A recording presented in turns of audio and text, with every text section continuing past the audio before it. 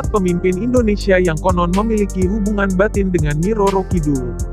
Mau memisahkan klinik dan hal mistis dari Indonesia? Sepertinya hal itu akan sulit sekali. Karena bukan hanya hal-hal sepele, panggung politik terkadang juga dihubung-hubungkan dengan mitos dan alam gaib. Ada pejabat yang memang mengakuinya dan secara terang-terangan menunjukkan hubungannya dengan alam gaib dalam bentuk benda-benda keramat, azimat maupun dalam bentuk aktivitas seperti ritual dan pertapaan di tempat keramat. Ada juga tokoh-tokoh pemimpin Indonesia yang diduga memiliki hubungan batin dengan sosok mistis penguasa pantai selatan yaitu Nyi Roro Kidul. Bahkan peristiwa pergantian kekuasaan seringkali juga dihubungkan dengan restu dari sang nyai. Siapa sajakah pemimpin Indonesia yang konon memiliki hubungan batin dengan Nyi Roro Kidul? Berikut ini ulasannya. Tapi sebelum lanjut ke video, hendaknya kalian klik like, subscribe, dan aktifkan lonceng notifikasi, agar tidak ketinggalan video-video terbaru dari channel ini. 1. Soekarno. Para tokoh supranatural banyak yang mengakui bahwa hampir semua penguasa Indonesia memiliki hubungan batin dengan sosok Nyi Roro Kidul. Tak terkecuali Presiden pertama Indonesia Soekarno. Proklamator Indonesia tersebut memang besar dengan budaya Jawa.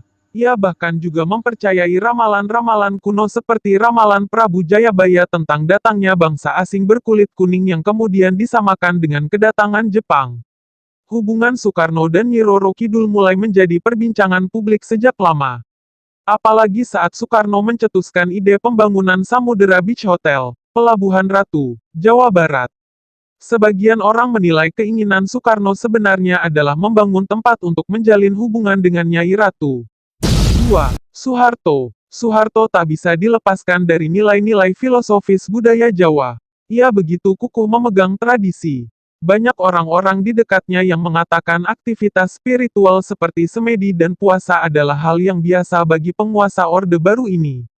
Kekuasaannya yang langgeng selama puluhan tahun bagi masyarakat yang kental dengan kepercayaan dan adat Jawa, pasti dihubungkan dengan keberadaan Nyi Roro Kidul.